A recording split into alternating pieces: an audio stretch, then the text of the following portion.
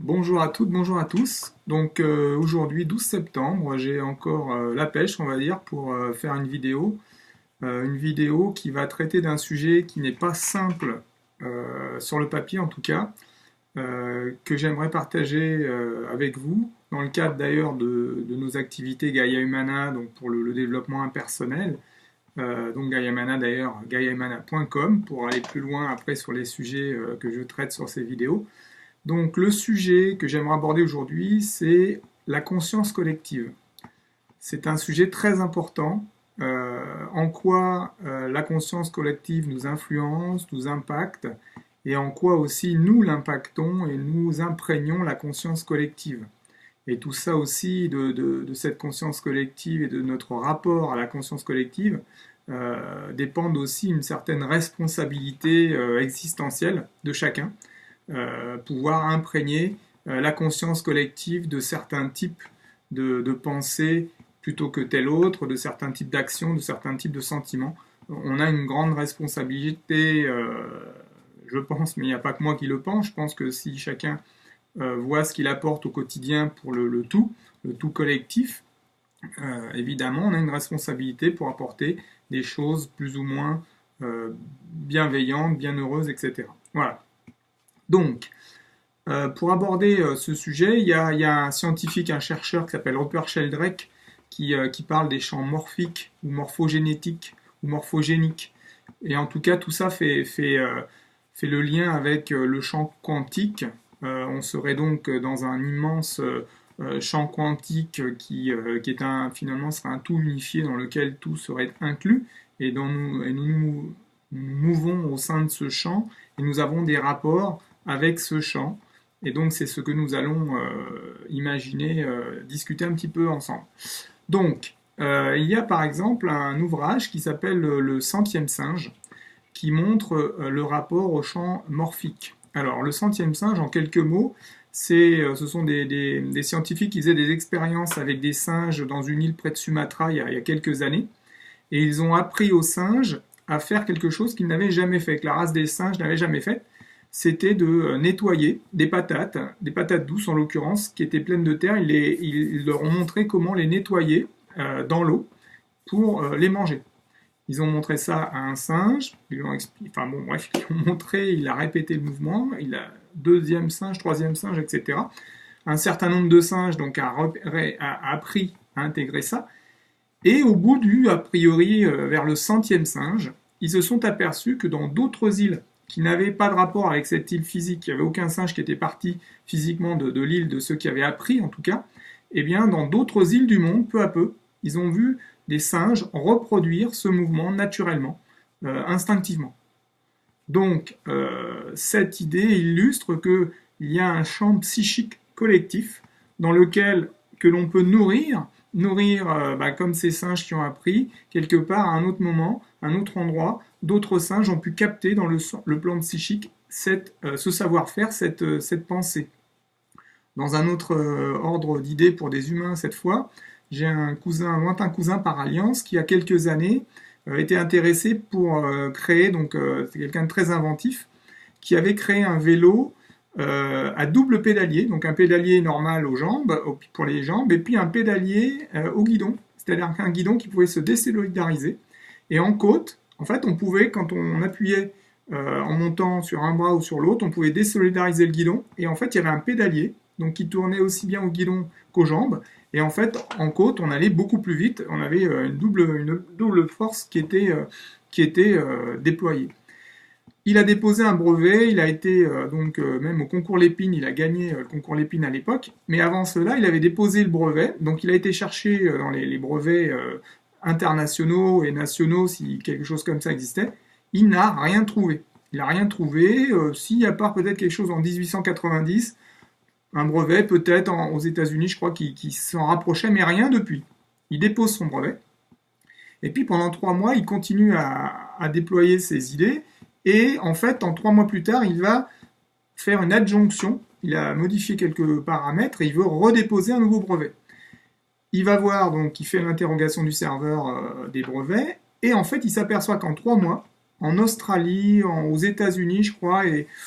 en Europe peut-être, je ne me rappelle plus très bien, 3 autres brevets, similaires aussi, hein, quasiment similaires, ont été déposés dans ces 3 mois, alors que depuis 1890, il n'y avait aucun brevet, à part un peut-être, similaire. Donc ces gens-là ne se sont pas connectés, se ne sont pas consultés, ils ont tout simplement, dans la même période, déposé quelque chose de très similaire. Donc encore une fois, ça, c'est pour, disons, illustrer donc l'importance de ce champ psychique collectif dans lequel nous baignons, et nous prenons des idées, nous déposons des idées, et nous avons une influence avec ce champ collectif. Sans le savoir, peut-être qu'on est le premier à penser quelque chose, peut-être qu'on est le deuxième, ou peut-être qu'on reprend quelque chose et puis on l'embellit dans la créativité. En tout cas, voilà, l'idée générale qu'en quelques minutes je veux développer, c'est l'idée du champ morphique, morphogénétique, ou le champ quantique collectif dans lequel on est, avec lequel on est en interaction et on peut donc travailler dessus. Donc maintenant, si on considère ce que c'est qu'un être humain, comme je l'ai vu, comme je l'ai dit dans d'autres vidéos, je le développe souvent, c'est un émetteur et un récepteur. Donc on émet des pensées, des paroles, des actes, on émet aussi des sentiments, et on reçoit du monde extérieur des informations sous forme de différentes fréquences à travers nos 5 sens, et on peut donc se calibrer par rapport au monde extérieur en fonction des sens. On reçoit des informations, on peut interagir avec le monde extérieur. Donc on est émetteur et on est récepteur. En disant qu'on est émetteur et récepteur, en fait, on va directement dans l'idée de la résonance et de l'univers vibratoire. En fait, nos pensées sont des vibrations d'une certaine fréquence, d'une certaine amplitude, nos paroles de même, nos pensées, nos paroles, nos actes, c'est dans un champ beaucoup plus dense du physique, mais ce sont aussi des longueurs d'onde, nos sentiments de même, et en fait ce que l'on reçoit aussi. Donc en fait, on est vraiment en interaction avec ce grand champ vibratoire, et collectivement, en fait, on a des interactions avec les autres sur un plan éminemment vibratoire. Donc, on s'est aperçu aussi que, en fonction de l'amplitude, en fonction de la fréquence de ce que l'on émet, on a plus ou moins d'influence sur le champ collectif, sur le champ des pensées, le champ des paroles. Nos paroles ont une influence énorme sur les autres, sur nous-mêmes. Quand on dit quelque chose d'une tonalité ou d'une autre, ça a beaucoup d'influence sur l'autre ou sur nous-mêmes. Pour les pensées, c'est pareil, et les actes aussi, comme les sentiments. Donc, en fait, on va s'apercevoir que on peut en fait émettre des émissions en fait plus ou moins fortes qui impactent plus ou moins le champ collectif. Si je suis en référence externe, ce que j'appelle en référence externe, c'est je fais quelque chose par rapport à une référence qui sont mes parents, qui sont la société. Je fais une présentation pour mon entreprise parce que mon patron m'a dit il faut absolument que tu me présentes notre dernier produit qu'on a créé durant l'année. Je vais donc être en référence à des gens, à des concepts, voilà, c'est une sorte de formatage. J'émets des choses qui sont en référence à autre chose que mon intériorité. Quand j'émets de cette manière-là, c'est beaucoup moins fort, il y a beaucoup moins d'impact sur le champ vibratoire. Si parallèlement je fais une réunion en entreprise parce que pendant 6 mois on m'a donné un budget pour réfléchir dans mon coin à un projet créateur nouveau, et je vais faire une présentation là d'un produit que moi-même j'ai créé et j'y ai mis énormément de mon énergie, évidemment, les émissions que je vais avoir vont motiver les gens, vont les impacter beaucoup plus, ils vont être beaucoup plus influencés par ce que j'ai émis. Donc là, dans ce cas-là, on va dire que je suis en référence interne.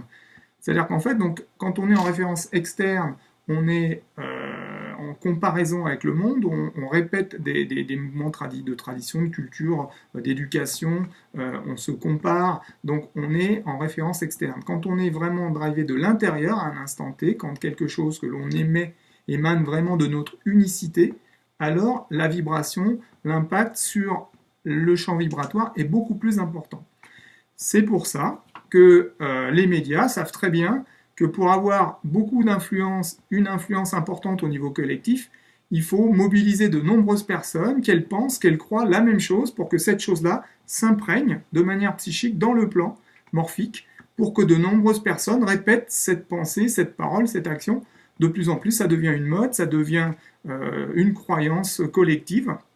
et on fait bouger la collectivité beaucoup par malheureusement le monde médiatique politique qui ensemence régulièrement les mêmes idées et donc qui sont pour vous des idées extérieures que vous allez répéter. Bon. Maintenant, ce qui est intéressant de savoir, c'est que quelques personnes qui sont en référence interne, qui émettent quelque chose qui vient d'eux-mêmes, qui vient de leur unicité, c'est-à-dire qui pensent à cet instant par eux-mêmes, qui parlent d'eux-mêmes, qui vont peut-être parler d'une manière nouvelle, qui vont dire quelque chose sur une tonalité qui est parfaitement en accord avec leur unicité à cet instant, eh bien, quelques personnes comme ça, elles ont beaucoup plus d'influence sur le champ collectif que de nombreuses et des millions de personnes qui répètent quelque chose qu'ils ont vu à l'émission, par exemple, de télé le dernier soir. Donc ça nous montre aussi que le nombre n'est pas aussi important que ça, c'est la qualité de notre émission qui va avoir un impact sur le champ collectif. Donc, qu'est-ce qu'une émission de qualité? Quand on dit qu'on est un émetteur de pensées, de paroles, d'actes, de sentiments, et en fait, une pensée puissante, c'est une pensée que l'on aime. C'est-à-dire, est-ce que j'aime l'émission que je suis en train de faire? C'est-à-dire, est-ce que j'aime ce que je pense? Est-ce que j'aime ce que je dis? Est-ce que j'aime ce que je ressens? Est-ce que j'aime ce que je suis en train de faire? Donc, quand vous aimez sincèrement ce que vous êtes en train de faire, vous êtes dans l'instant présent et vous faites les choses de l'intérieur en appréciant vraiment fortement ce que vous faites, ce que vous pensez, ce que vous dites, ce que vous ressentez, alors vous ne pouvez pas faire mieux à cet instant. Et là, l'émission est très puissante et elle impacte, elle peut créer de nouveaux rails psychiques dans la pensée collective et pouvoir influencer vers quelque part plus d'unicité, vers plus d'amour de soi, vers plus de créativité, un nombre important de gens, même à l'autre bout de la planète, par l'idée du champ morphique. Rappelez-vous l'exemple de la personne qui a déposé son brevet. À l'autre bout de la planète, peut-être ces 3 personnes se sont mutuellement influencées à la même période. Donc, quand on est en émission interne, et ça c'est très important, donc de là à ce que justement, pensez bien que les parents, plus on impose à nos enfants de faire les choses pour nous faire plaisir, pour nous rassurer, etc., là on les met en référence externe, et ils vont devenir potentiellement des moutons, entre guillemets, encore une fois les moutons d'ailleurs, je ne sais pas trop s'ils sont en référence externe, mais enfin en tout cas l'image qu'on en a. Donc, si nous ne voulons pas tomber dans la masse de ceux qui sont en permanence en référence externe et qui ont beaucoup de difficultés à s'extraire de ce mode de fonctionnement et qui en fait vont avoir un impact très limité sur le collectif, et par contre en retour le collectif va de plus en plus les influencer de manière externe, alors c'est très important d'aimer, le verbe aimer, ce que l'on émet. Donc en fait, émettre des pensées que l'on aime, émettre des paroles que l'on aime, émettre des sentiments que l'on aime, et des actions que l'on aime. C'est notre responsabilité, et plus on est dans notre unicité, ces vibrations, ces fréquences vont impacter le champ collectif de manière très forte, et elles vont l'impacter justement de pensée universelle, puisque quand on est dans l'amour de ce que l'on fait ou de ce que l'on émet, on est branché sur la joie qui est une émotion universelle ou une valeur universelle, on est branché sur l'harmonie, on est branché sur l'intégrité, on est branché sur la transparence. Donc ce sont des fréquences qui sont totalement connues de l'univers et du réel, qui vont donc avoir un impact totalement naturel. Par contre, les vibrations, les références à l'illusion de la possessivité, l'illusion de la colère, l'illusion de la frustration, l'illusion de la culpabilité, qui sont des émotions typiquement humaines, créées par des peurs qui sont totalement illusoires, ces émanations-là ont peu de puissance parce qu'elles ne sont pas en rapport avec les lois universelles. Donc en fait, en résumé, pour interagir de manière constructive et co-constructive avec l'ensemble, avec le champ quantique en permanence, il faut aimer, c'est pas une nouveauté, mais c'est une démonstration quelque part intellectuelle, mais à la fois intellectuelle et vibrante, parce que c'est en alignement avec moi-même que je suis en train de vous dire ça. Donc quand on est en alignement entre sa conscience, l'amour pour lequel on fait les choses, et ici je montre le bassin qui est finalement la présence, quand on est en présence de soi et en présence du champ quantique, quand on est en amour de la vie de soi-même, et en même temps en conscience de ce qui est en train de se passer, alors on a un axe d'alignement qui fait que finalement, ce qui passe à travers nous vient aussi bien du plus profond de la Terre que du plus haut dans le ciel. On est juste un collecteur d'énergie, et en fait, on va pouvoir retransmettre des vibrations, des émanations qui ont beaucoup plus de force dans le champ collectif que celles que l'on émet quand on est en référence externe, comme je l'ai expliqué. Donc notre responsabilité en tant qu'être humain, c'est d'être juste nous-mêmes. C'est-à-dire, en fait, être soi-même, c'est la plus grande responsabilité de l'être humain, dans le sens où, finalement, être soi-même, c'est se désidentifier de tout un ensemble d'images externes, de références externes, qui nous démobilisent, qui nous déstabilisent, et qui créent aussi des distorsions au niveau du champ quantique collectif. Donc, je vais terminer sur l'idée, finalement, que plus on a un amour pour soi-même, plus on a un amour pour le brin d'herbe, pour l'enfant, pour le monde en général, pour l'univers, pour les planètes, enfin bref, finalement, il n'y a pas de limite à l'amour qu'on peut avoir pour le monde, ce qui est très naturel en vérité, plus nos pensées et nos paroles, nos actes et nos sentiments vont avoir une importance et une influence. Et là, quand on est là-dedans, en fait, c'est le verbe être qui agit, beaucoup moins que le verbe faire, et beaucoup plus que le verbe faire, et beaucoup plus que le verbe avoir. Donc, quand on transcende une peur, quand on transcende une de nos limites, on permet au verbe être en nous de beaucoup plus s'exprimer, d'émaner encore plus puissamment, même dans le silence, et parfois surtout dans le silence. Vous pouvez être au restaurant, tout seul dans un coin, et puis il y a plein de gens qui mangent autour de vous. Si vous êtes dans un instant de plénitude, vous êtes en phase avec vous-même dans le silence, eh bien vous émanez, sans le savoir, des vibrations d'une amplitude, d'une fréquence qui sont tout à fait guérisseuses, qui sont tout à fait nourrissantes, et peut-être que des gens qui ont été là et vous étiez là cette soirée-là, eh bien vous rentrez chez eux, ils vont avoir de plus belles idées, ils vont peut-être parler différemment à leurs enfants, ou dans cette salle, il y avait des gens qui étaient là pour s'engueuler. Finalement, ils vont trouver une solution qu'ils n'avaient pas imaginée parce qu'il y avait quelqu'un dans un coin qui était dans une harmonie, une plénitude intérieure. Donc en fait, toutes les idées de difficultés qu'on a pu avoir dans sa vie et les souffrances qu'on se rabâche sur son passé, etc., peut-être, je sème une dernière idée dans cette vidéo qui fera beaucoup plus que 10 minutes, j'avais prévu 10 minutes, mais je suis intarissable. Donc, en fait, quand j'ai souffert de quelque chose et que je me rabâche, que j'ai pas de chance, que j'ai traversé des conditions incroyables, il n'y a que moi qui ai souffert comme ça, etc., c'est une manière de voir les choses. Une autre manière, c'est de se dire peut-être que j'ai été envoyé quelque part sur cette terre, avec tout ce qu'elle comporte comme pensée chaotique et autres, comme environnement chaotique. Peut-être que je suis quelqu'un qui est là pour prendre à sa charge effectivement le costume que tout le monde adopte sur cette terre en naissant. J'ai un père, une mère, j'ai des maladies, j'ai un ensemble de circonstances qui ne sont pas faciles, il faut vivre, survivre, etc. Mais peut-être que je viens de plus loin que ça, et que j'ai adopté et j'ai accepté d'adopter certaines tares collectives, et que justement, le fait de transcender une limite, de transcender une peur qui était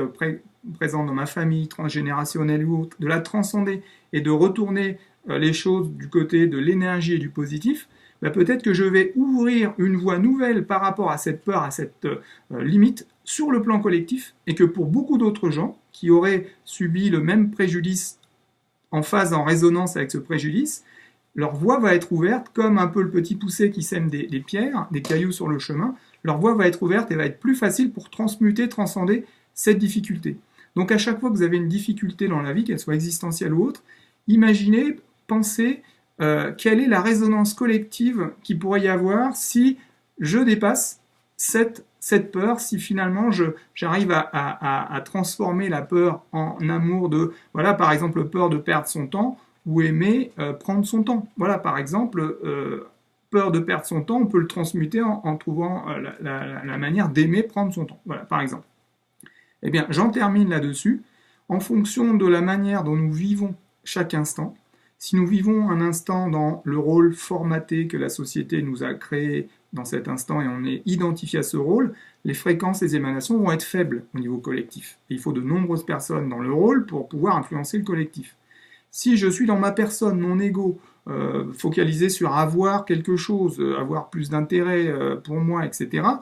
je suis dans ma personne, j'émane quelque chose de plus puissant que quand je suis dans le rôle, parce qu'il y a une certaine unicité là-dedans. Malgré tout, c'est peu effectif au niveau collectif. Quand j'émane quelque chose à partir de l'être, qui est dans le présent, qui est dans l'empathie vis-à-vis du monde et se sent tout à fait dans l'unité avec le champ quantique, à cet instant en tout cas, eh bien ce qui émane de moi est beaucoup plus fort et œuvre même dans le silence et peut-être même plus dans le silence. Donc, voilà les idées que j'avais envie de partager avec vous. Si vous aimez, n'hésitez pas à liker parce que apparemment maintenant sur Internet c'est comme ça que ça marche. Maintenant moi aussi ça me fait très plaisir de voir quand les gens apprécient, c'est sûr. Et puis après si vous voulez vous abonner à cette chaîne parce que je prévois de faire d'autres vidéos, bah, n'hésitez pas. Je vous remercie et puis j'espère que ces paroles vous auront inspiré, voire éclairé. Merci beaucoup